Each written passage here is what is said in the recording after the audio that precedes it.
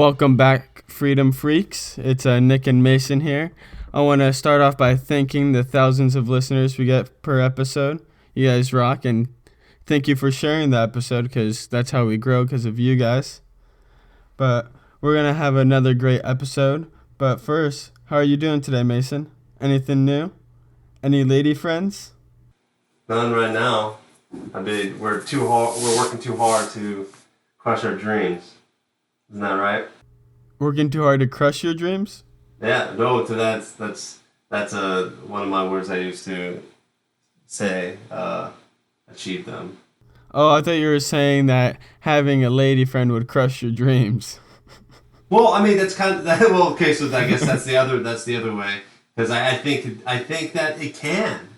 I personally, it's not even about a lady friend. First of all, that's not even a thing. But it's when you have other priorities, that's when you kind of might start losing sight of that dream that you have, and that's the lady friends, as you put it, was kind of a strange term, but whatever floats your boat. But when you do have a girlfriend, or you get married, or whatever it is, they're going to take some sort of priority in your life.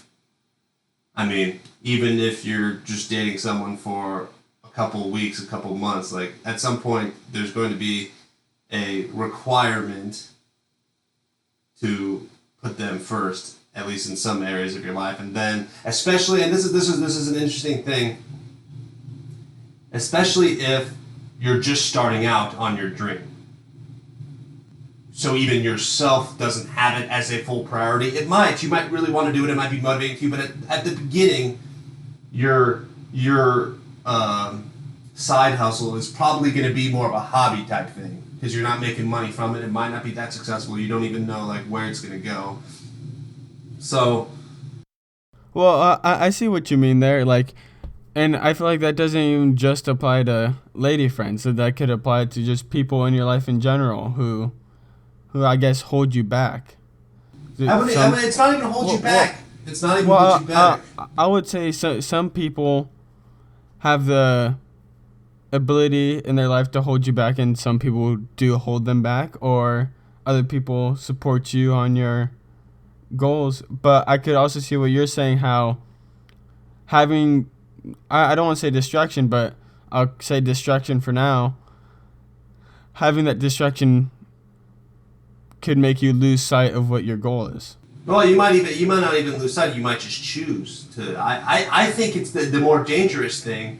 It's not that against all odds your other priorities like take over. What happens is you literally go, hey, no, like I'm not gonna pursue I'm gonna hold off on this side hobby, this side hustle because I have other priorities. And you know that's the first thing that girls do is they're gonna be like, hey, what are you doing? You're or guys. Come on, Mason. Right, but for us, I mean, we're both guys. Unless you're not, you can tell me now. But that's what I mean. I just checked. I'm still a dude. But if you just lock yourself in your closet and are recording episodes when you're first starting out, not only that, but they're shitty episodes because you're just learning, and you know your girlfriend's gonna be like, hey, or boyfriend's gonna be like, yo, what are you doing? Like, let's go do something, like, or whatever it is, and you're gonna be, oh, you know what? Yeah, maybe you're right. Maybe I should just go out, go to the beach, or go do something fun instead of working on my new podcast or something. But the thing is once you start to become successful, and like when you're at a point where me and Nick are at, then you're actually having fun. You know what I mean? Because once you've put in that work and you started to build your skills to a certain point, then it's like, oh, this is cool. Like now I'm starting to see the fruits of my success, and I don't have to motivate myself to go work on my stuff. Like neither does Nick, because it's the success is motivation enough. We've already put enough work in. Now we're starting to see the fruits of our labor, And so that's what I think. That's the hardest part with people in their side hustle is because there's no for the first, whether it be a couple months, it could even be years. For the beginning of it, you're not going to be seeing any payout, and that might be disenfranchise people from starting that side hustle. But so when you go back to it, yeah. You gotta focus on what's important to you. So the moral of this little story is, ladies, Mason is single. Yeah, man. I guess you're right. Dang. But yeah, no, I get what you mean. How people could choose something over another, and I don't know. I like to believe that there's a way to have it all, and Well, this is totally not even on topic, but what I've noticed a lot recently, I want to see, how there's always been that statistic like 60% of marriages end in divorce. Well, I want to see what percentage of marriages are the result of pregnancy. Like, it's weird, I know, but I honestly, I never thought it was a thing until I be, seeing a bunch of people that I know, they're all pumping out kids and they're very young. And it's like, to me, I'm like, I didn't realize that was so common, but now I'm like, now I want to go back and actually have someone do a statistic on like what percentage of marriages are just the result of, hey, you have a kid. yeah. But I feel like a lot of people would say, "Oh, we're getting married because of our kid." Well, they don't say that, but that's what it means. And it's not even a bad thing because you do want to take care of your kid in a lot of ways. Like maybe the fact that you're having a kid, it might mean that you're ready for marriage or whatnot. But there's just a lot of people that do this. They just get married so young. And there's nothing wrong with if you like high school sweethearts are cool. If you're fall in love, then that's awesome. But why do you need to all of a sudden move in together and get married? Like, what happened to what happened to like, okay, we're dating, but let's give each other the time to kind of figure out what's going on. You know what I mean?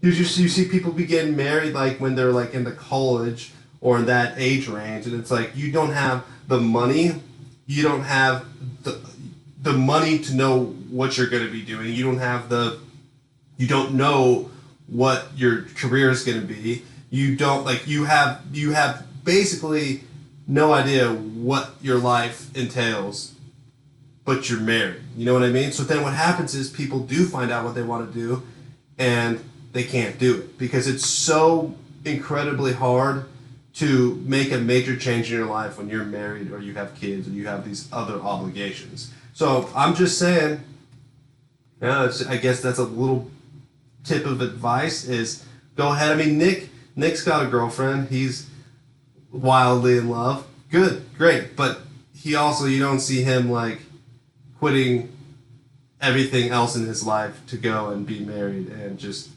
start that fairy tale. Because that's one thing about fairy tales is they're awesome, but you can't live a fairy tale for 80 years. That's something that you gotta grow up.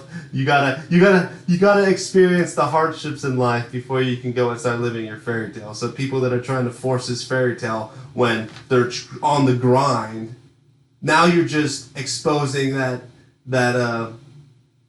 fairy tale mentality to the shitty life of the grind when you're younger.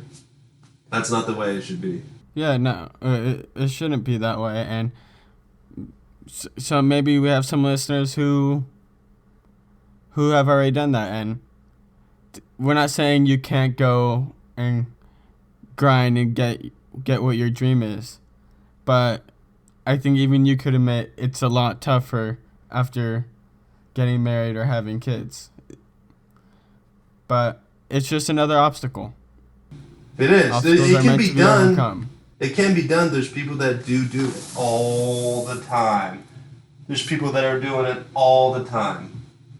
They'll have a family and they'll still make the grind, but it's just it's just that much harder because especially if you have kids, then you're it's one thing to be like, yo, my boyfriend or girlfriend, I'm gonna spend, a couple $100 from this paycheck on my side hustle. You can go ahead and eat in tonight. But when you got a kid, then it's just that much harder to be like, I'm taking away some of the money that could be going towards your future and putting it towards my side hustle. Then it's kind of like, okay, what's the actual right decision? But when I think about it, whether it's between taking a girl out to a fancy dinner or saying, nah, we're gonna stay in and record some episodes with some TV dinners, I think it's a lot easier. Yeah, I get that, and to each their own. But now to get onto what today's episode is actually about.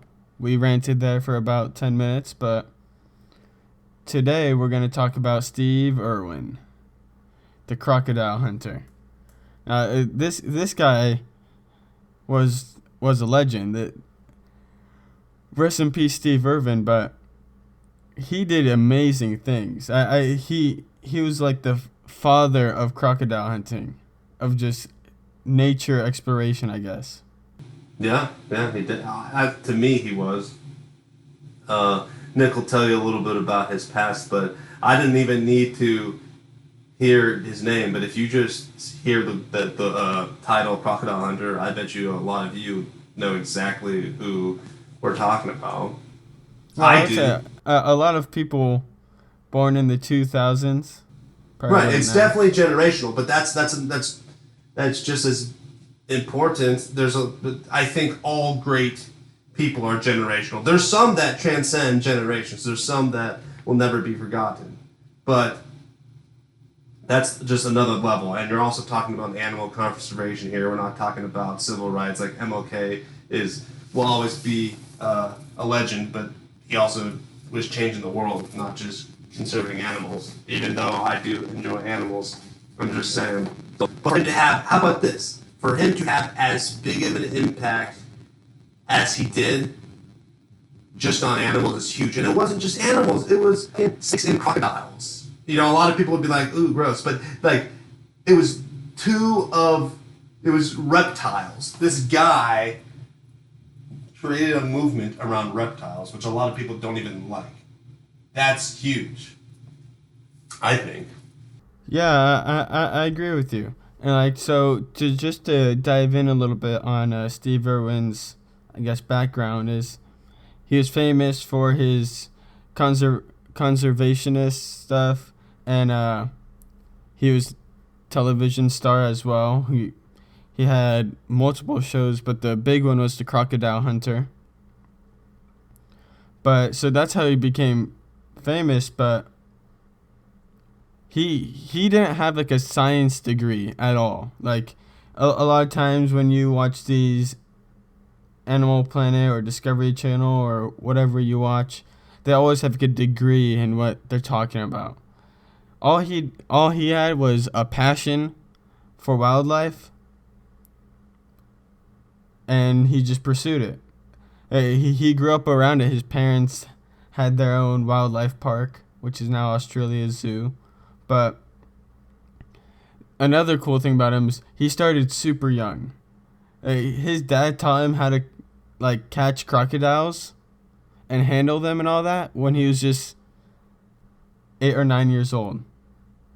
Now that's insane stuff. Could you imagine when you were 8 years old just what were you like catching crocodiles? Like 40 pounds when you were 8 years old? Yeah, there's no way you could have wrangled a crocodile. I think. But yeah, I just remember myself watching him. This is like when we were really young. So what was the years on his show? Like the early 2000s or something? That seems about right.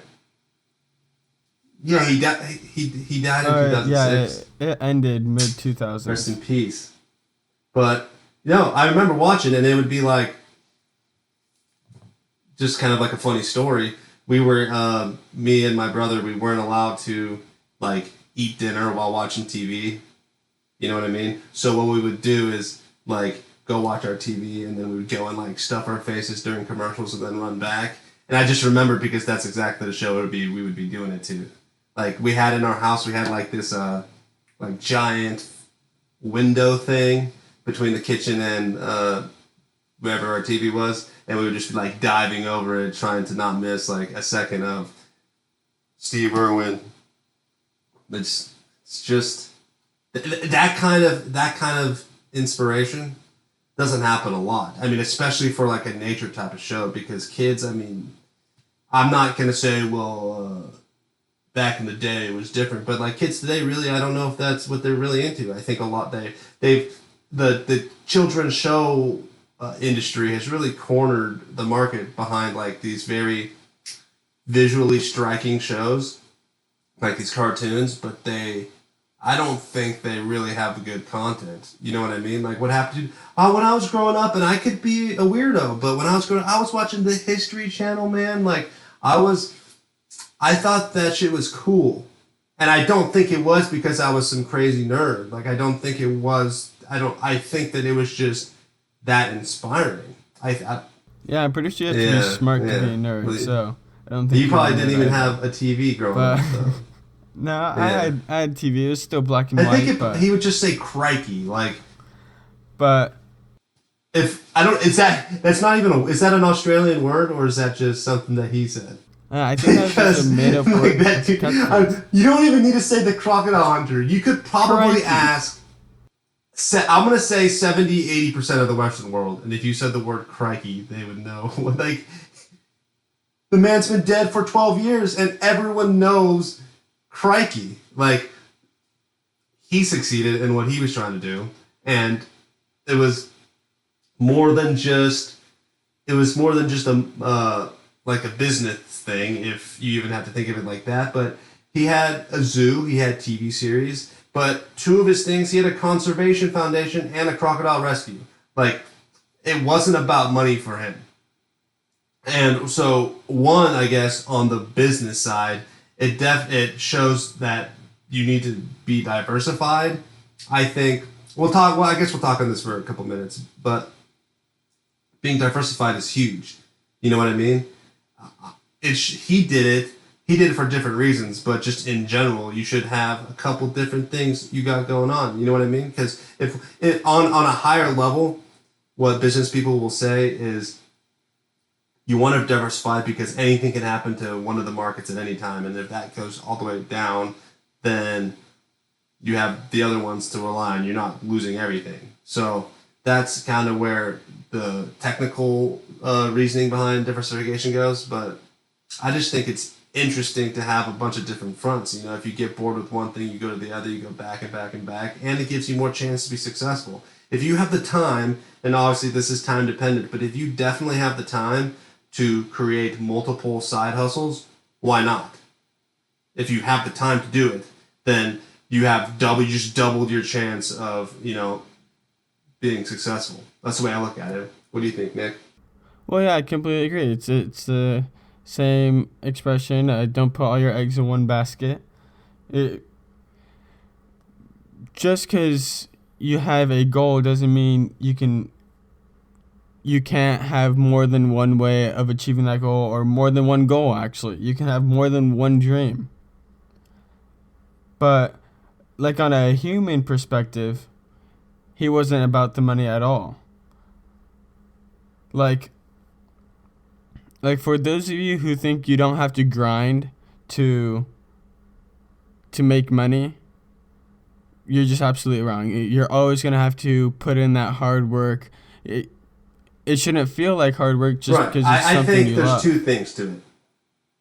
If you're doing nothing but pursuing money, first of all, you're probably not going to be motivated enough to actually put in the work necessary, because if anything that probably makes you a decent amount of money is going to require some work, and you're just not going to have that motivation if you just absolutely don't even think about what it is that you're doing. You don't have any sort of freedom of action at all. And then two, what happens if that is your plan? You found the foolproof method. Hey, I'm going to grind on Wall Street for 5 years, make myself a couple $1,000,000, then I'll get out and go enjoy my life. Well, how often does that actually work out? You think you're the first guy who said, hey, I'm going to make myself $10 million in a couple of years and then retire? And a lot of people, but what happens when it doesn't go as planned, which happens all the time? What happens if your 5 years turns into 10 years, 15 years, 20 years? Now you've spent 20 years of your life grinding with this, hope that you were going to just make a ton of money and retire, but it didn't work out and you just wasted those years. You can't be thinking about money, guys. That can't be your sole goal. Money's important. It is. And everyone likes it. You can't have too much money, at least in my perspective. But the best way to make that money is to monetize something that you love. And that's the tricky part, I would say. But yeah, you don't have to worry about being motivated. That's the key, because if you're doing what you love, it's natural motivation. As we kind of touched on earlier, I love recording. I think Nick likes it too, right? Yeah, it's fun. So now we've turned our hobby into, an occupation. And that's pretty important, I'd say. And I guess one point I would like to make is that I'm not saying go ahead and be poor or be totally anti-establishment and just be like, fuck money, like money's not important, I'm just gonna go and be a nomad. Like, that's not what I'm saying at all. There's some people that prefer that. There's some people that want to go out there and just kind of be a nomad and be poor and just travel, and they're acting like their freedom of movement is so important to them that they're going to live a substandard life, which is cool. If that's what you want to do, if you want to go and be a hitchhiker and travel around, maybe that is what you love. But if you're just using that as an excuse to not put in some work, then I'd say that you'd probably be wrong. But yeah, I'm just not saying you don't have to be smart enough to figure out how to make money from what you'd like to do. I said that wrong. My bad. What I meant was you need to be smart enough to find how to make money from what you like to do. That's all it is. I mean, if you think about it, even some of these nomads, if they sat down and put in some, brain power, they can figure out how to monetize it. I know I went on a camping trip to this national park it's not a national risk, a state park in New York one time. And I'm not saying this guy made a ton of money, but you could tell this guy, you could tell that he used to be a nomad. He used to just grind and hitchhike and, he looked rough. But the point is, now he has a house, a job, and he's running a campsite in this state park, but it's he's got it decently well rounded now. And I guess that's my point, is he found a way to he turned his passion into a job, or a way to at least make some money. Yeah, when you see someone doing something cool, like what Steve Irwin was doing, I think it's fascinating how they're doing something that they love, but they're also making money off it. They also have a business off it, and I feel like a lot of people overlook the business side of it, or they overlook the side of it where they're doing something that they loved. A lot of people either see it as just business or just something you love. You have to choose. But he was doing it both. He was having best of both worlds, and it's gonna be tough at first, but that's why you have to work hard. You have to get on that grind on doing it. He was running a business, but his business was his passion. People who are out there thinking that he didn't grind and that he wasn't poor for a while, probably was. At some point, every great alligator wrestler or crocodile wrestler starts out at the bottom. There's plenty of them out there right now that are still at the bottom, just fighting gators out in Louisiana or whatever. You know what I mean? In the bayou, it's happening. So at some point he had to start from the bottom, but he found a way to make it work. And he not only did he make it work, but he excelled through the roof because it's what he loved to do. But yeah, there's an interesting quote by him. I like to bring in quotes by some of these people just to get their perspective. This one is kind of unrelated. I mean, we'll have a conversation about it, but anyways, here it is. Crocodiles are easy. They try to kill you and eat you, but people are harder. Sometimes they try to be your friend first. That was my Australian accent. I didn't do it. Nick, why don't... Yeah, that was terrible. I didn't know what you were going for. It wasn't even close. That was disgusting how far away. Yeah, I need you try it? You give us your best Australian accent. Crocodiles are easy. They try to kill you and eat you. I thought that first word... People are harder. Yeah, I can't do it. Crikey. I thought that was better than you. Crikey, it's a crocodile. Yeah, that's the best I can get. We need to get involved in we need to learn more about Australia. First of all, I do like exploring, and I would say that Australia has got to be one of the best places to explore. The outback, or I don't even know which is better, the outback or the coast. Because the coast, you got the Great Barrier Reef, which rest in peace as well. I heard it's pretty much dead, but it's like... That is cool. I know. I was just looking up like a beach there or something, and it was awesome. Australia's dead. Yeah. Well, yeah. Australia is huge for surfing. Outback and they're also Steakhouse. huge for their outback. You could probably, if you're in Australia for like a week or two, you can knock out both and just have the exploration of a lifetime. But back to the quote. We didn't talk about it at all. People. So I mean. He relates it back to crocodiles, cool, but that's not what he really means. Really, the focus of this is people try to be your friend first. And, to him and to a lot of you out there, that's a negative thing. Oh, they're trying to be my friend and then they stab me in the back. All it means is if you follow a couple of baseline principles that we've talked about before, one of them, these aren't freedom and power principles, there's other principles. One of them is people are self-interested, and then you're never going to get screwed because you have to if you just understand that it's not even a bad thing. I don't blame someone else for doing what's best for them and their family over helping other people. That's the way society works. That's the way life is meant to be. You watch out for your clan. And so if, you put too much trust into somebody that you don't really know, and then they screw you. Did they screw you, or did they just do what's best for them that wasn't what's best for you? Well, yeah, like that's human nature. Just doing what's best for yourself, and that's ultimately what he means here. Is like, so sometimes when someone's doing what's best for themselves, they may be your friend first, but you may get stabbed in the back, and so it's, I don't want to say don't trust anyone. It's just more, I guess, be careful. More, know who you're working with. Know who you're hanging out with. Know the company. And here's the best defense. Become self-reliant. If you build an independent life, a big part of it is freedom of finance. It's controlling your own source of income. If you control your own source of income, you can't be touched. If you have your own business, first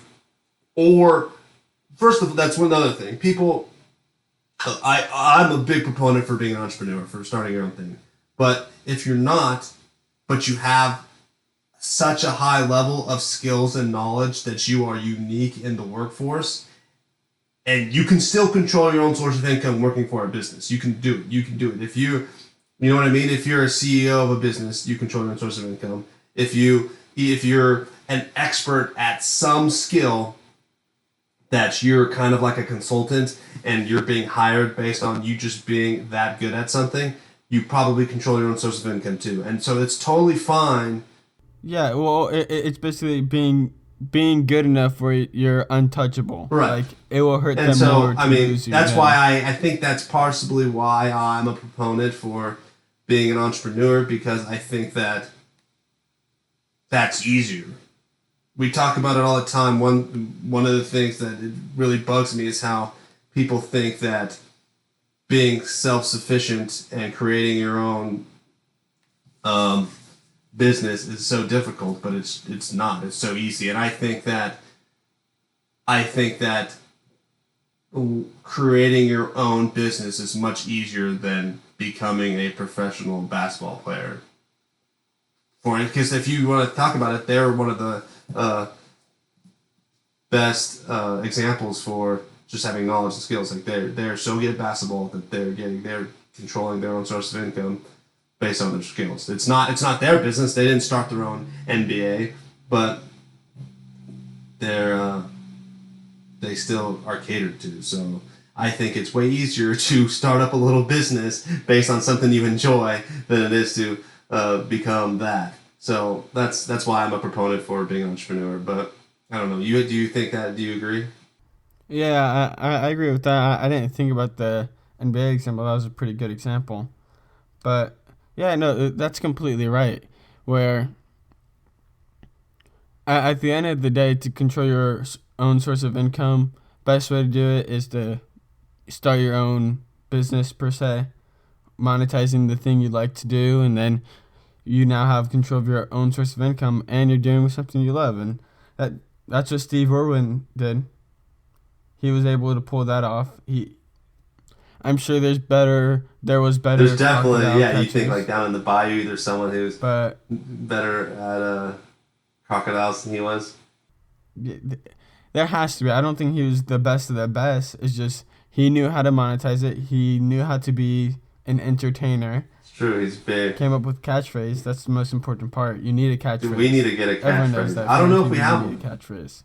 I mean, we definitely have a message of freedom, but I don't think we have a catchphrase yet. We'll No, discuss it. We'll and we're find just one gonna out. say way too much. But yeah, Steve Irwin motivated me, motivated most of you, I would assume.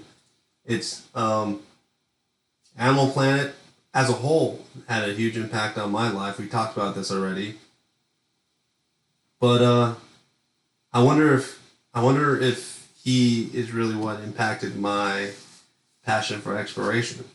Nick doesn't have a passion for exploration or a passion at all.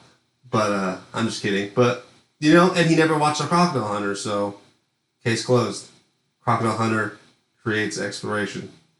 You see, I did watch it a little bit, but I don't know. When Mason says I don't have a passion for exploration, I may not have a passion for nature exploration as he does. But I don't know, traveling, seeing like the seven wonders of the world. That sounds awesome. But going to the outback, like if Mason and I went to Australia together, I would spend more time at the beach. He would spend more time Yeah, in the because outback. you're a That's just how it guy. would go. All beaches are the same. There's beaches everywhere, man.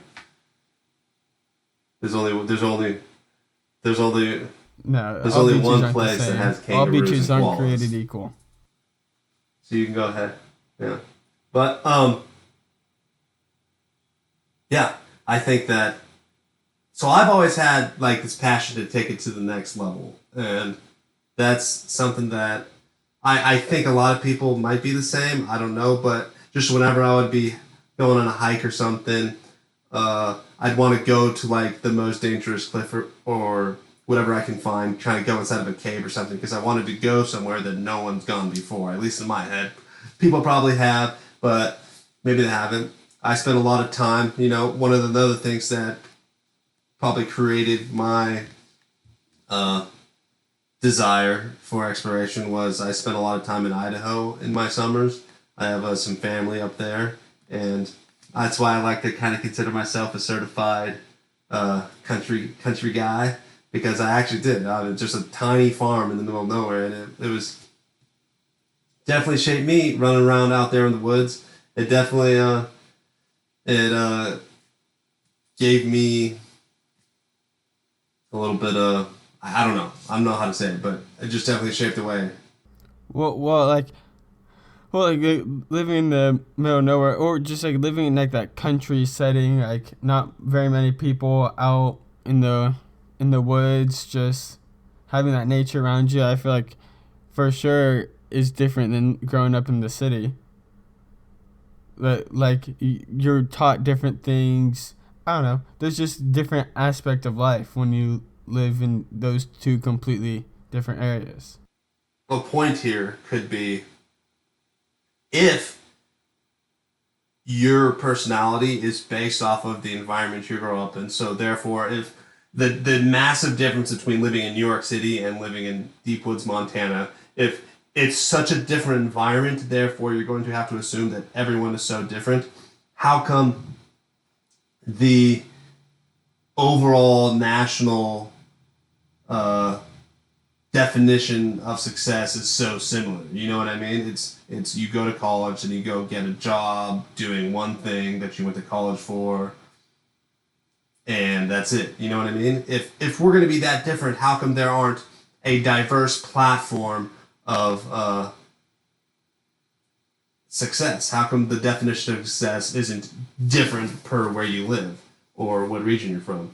Yeah, I see what you mean. Like how right now there's a mold of what success is, and when there's to a bunch of different people, there's different meanings of success. And I think what we've done on the show is kind of define success, but in like a vague way. It's doing something you want to do, I think so. and basically being able to live off of it. Yeah, what we do here on Freedom Empowered, I'll say it again, is we create a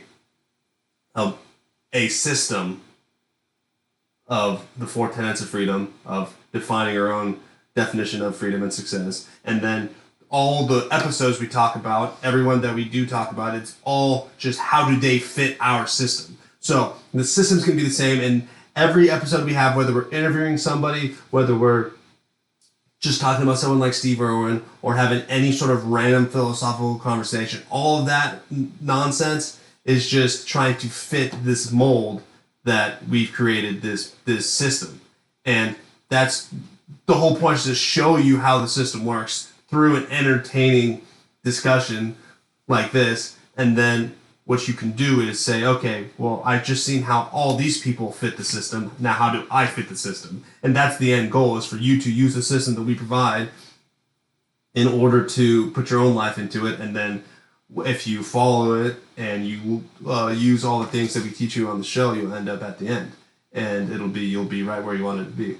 But yeah, it's I just don't know why people, when we're talking about like me exploring stuff, I've always had that primal urge to be to explore, and I think that when you're young in general, even if it's not just for exploration, but kids have, a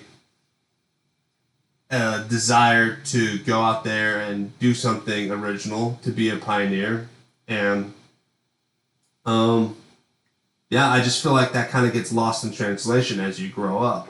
What happened to this childhood confidence where you're constantly trying to push the limit and you often get knocked back, but you keep pushing forward, and then all of a sudden you grow up and bye childhood confidence. Now I'm just going to get a job and kind of exist, and I don't know what happened there. I mean, I'll let you talk in a second, Nick, but a quick story. I definitely was talking to a friend of mine, more of like an acquaintance, but a while ago. It might have been a couple months, but I just remember because I was showing him the podcast and we were kind of talking about it. I was trying to teach him a little bit. That's one of the funny things I do now. Whenever I'm having a conversation with a friend, what I'll do is I'll just try to give them the 5-minute speech, see if I can get them hooked. Because I mean, I feel like there's no negative side of what we're doing. There's not. The worst case scenario, you come out inspired. Like, well, there's no reason why not to. So I gave him the speech, and he was just like, "Yeah, that's awesome. I like it, but I just don't see myself as a public speaker. I don't think I could ever start a podcast. That's just not me." And I'm like, what do you mean that's not you? That's not you now. That wasn't me and Nick when we started. That's not what happened to that childhood confidence that I can go out there and learn something new, that I'm going to just go try something. Like, where did it go? How come there's people limiting themselves on no other reason other than that they think that that's just not who they are, that they feel like who they are is already completely determined and dead set, where they don't have, like, where they're unable to learn something new. I don't know. That bugs me, though. Yeah. What stood out to me in that story is how he gave up before even starting. He was just, I don't know, man. I can't do it. Like, if Mason or I said that in the beginning, this might be a one person or a no person show. This show wouldn't exist. Full disclaimer: it was attempted. Nick was the one who originally came up with the idea to, why don't we start a podcast? And for whatever reason, I wasn't fully on board. I don't even really remember. I was doing my own thing. And so we did try to do it. He did record a couple times on his own, but it's definitely this is one point is where we've talked about, you need to get a buddy, you need to get a partner, or at least someone to hold you accountable, because it's very hard to do things on your own. I mean, I'm sure Nick did all right, but the point is that it wasn't happening. Like, it's to have a podcast on your own is very difficult to do, because one, you're just talking monotone to yourself per se, but it's just it's difficult not to have two brains full of ideas going in the same direction. So yeah, I don't know. I guess I'm just trying to show you that it's possible, because you're gonna totally fuck up at some point in the beginning, and you're gonna feel like it can't be done, and maybe you just need to make an adjustment, like Nick made the adjustment. Hey, maybe we should make this a 2-person podcast, and it totally worked out. So yeah, like, I guess you could say, like, there's levels. So, like, there's the first level where you quit before you even try it. Then there's the second level where you try it and then you fail and then you give up there. And then there's the third level, which is basically you try it, you fail, and then you work on how to make it better. And what I did, Mason and I started doing a podcast together, and it's worked out since then. Well, we've started doing a whole bunch of stuff together. We're basically business partners in all our ventures. And yeah, we're diversified too. We might talk about our other things at some point, but yeah, we got all sorts of angles going on here. You're never gonna see us coming. But yeah, well, I would say to begin with, like, even for your buddy, you need to have the confidence in yourself to begin with. That's what he was missing, just the confidence to try. And once you have the confidence, everything else should fall into place. You fail, you don't let that destroy your confidence. You keep trying and trying and trying till you succeed. If it's something you really want to do, it's worth the failing. It's worth that feeling where you're like, damn it, I fucked up again. But I'm going to keep going. And once you reach that success or that point where you're trying to reach, it's all worth it. And if you are trying something right now, you're trying to do your own thing, you're trying to start that side hustle, and it's just not working out, or it's shitty and it's hard, just know that there is a definite curve. 100% there's a curve. In the very beginning, you're going to put in twice as much work for half as much success. But as soon as you get over that bump, it'll all start running smoothly. So if that's what your hesitation is, oh, I tried it, it's not working out, I don't want to grind my entire life like this, it's not worth it. Just know it gets way easier. It, like, literally divides in half there's like a half-life to it. It's every year or so, I'd say, that it gets twice as easy. And then what you do is, as soon as you whittle down all the effort and the time you need to put into that one thing, so now something that took your entire day now is only taking an hour, guess what you do next? You start another thing and do the same thing. And then Then later on in life, you got like 5 different projects all going on at once that all at one point were very difficult, but now you just learned it and you're now the expert at it, and it's easy for you to do. But yeah, enough on that. And then do you have something to add, Nick? No, I think we nailed that on the head. Should we talk about the schools, or do you gotta go? Yeah, we'll save that for another episode. I actually think that topic's important, so we'll save that and we'll have a complete episode on that in the future. Yeah, we'll have so if you guys haven't realized by now, there's like 3 different types of episodes that we're going to be trying to do. One that we started off with and we've done the most is this, where we talk about a specific person. But 2 other types we want to start doing, and you've had a couple of one of the types, is just straightly philosophical, I guess you could put it, where we don't really talk about a specific person or company, but it's just an idea, and we had one we didn't release. But basically, an example would be those 2 episodes, the dual episodes that we put out with basically how to change your personal life and to set yourself up for success. But that was an example of it, and we've had a couple of them. But yeah, we want to talk about schools because me and Nick's in college. I just really don't think it's all that necessary. So, but we'll have another episode on that. Yeah, and in that episode, you'd be getting 2 viewpoints: one person who went to a 4-year and one person who didn't. So I don't know. I think that'd be a good episode. Will be a lot of different ideas flowing. So look out for that episode. I think it'll be real good. Yeah, we'll just finish it off with.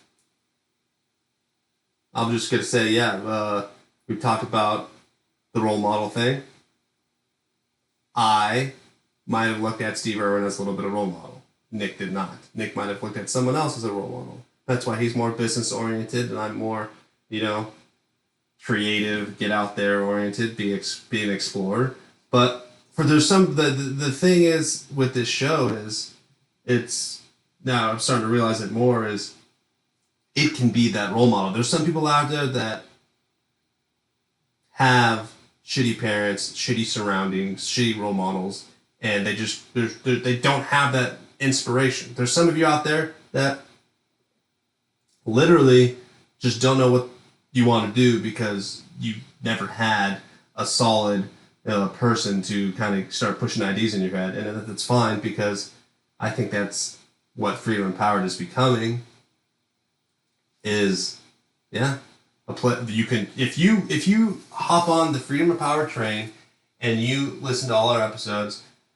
One, we're growing as we continue to record and we're teaching ourselves. So if we're going to be learning, you can go ahead and learn with us. And I'm going to be excited to see where Freedom Empowered is at 5 years from now. And if you're following along and you start to take action, and you just take action as we take action, and we all just kind of move up this line of taking action, and then a couple years from now, we'll see where we're at. Well, I feel like another thing is, like, if you're one of those people who have no idea what they want to do, just listening to, I don't know, the Freedom 5 Challenge, Freedom 4 Challenge, I forgot what we called it. Listening to the past 4 episodes, we talk about a wide variety of things. So like the people we talk about, different fields of life. And maybe one of those people can inspire you just from listening to our episode. Just maybe that gives you an idea of what you want to do. Right. And then maybe then you become a follower of them because you've narrowed it down. Maybe this is just Freedom and Power, just that entry level motivation for you, of knowledge for you, and then once you hop off the train with one of these guys that we've talked about, now you can start to focus on them. Hey, I'm a business guy. I really like these business guys we talk about. Then you go and just start following them and emulating them more, and then you can still listen to us if you want to learn new ideas, because I think you will, because we're interesting. But yeah, just that's all I'm saying is just hop on the train now. If you get on the train now, we'll all end up at the same place together. And also, lastly, this is the very last thing because we got to go, but we've had a lot of people be hitting us up recently to talk or whatnot. If that's something you're interested in, go ahead and do it. You can literally hit us up. We can talk about whatever your idea is. We could talk about anything you want. We can just, yeah. We're here. We're an open forum. You can communicate with us. And as we said again, we're going to, hopefully by the time you listen to the show, our private Facebook page is up and running, our private Facebook group, so we can start communicating that way. Yeah, but that's all we got for you guys today. Come back next week. We'll talk to you guys then.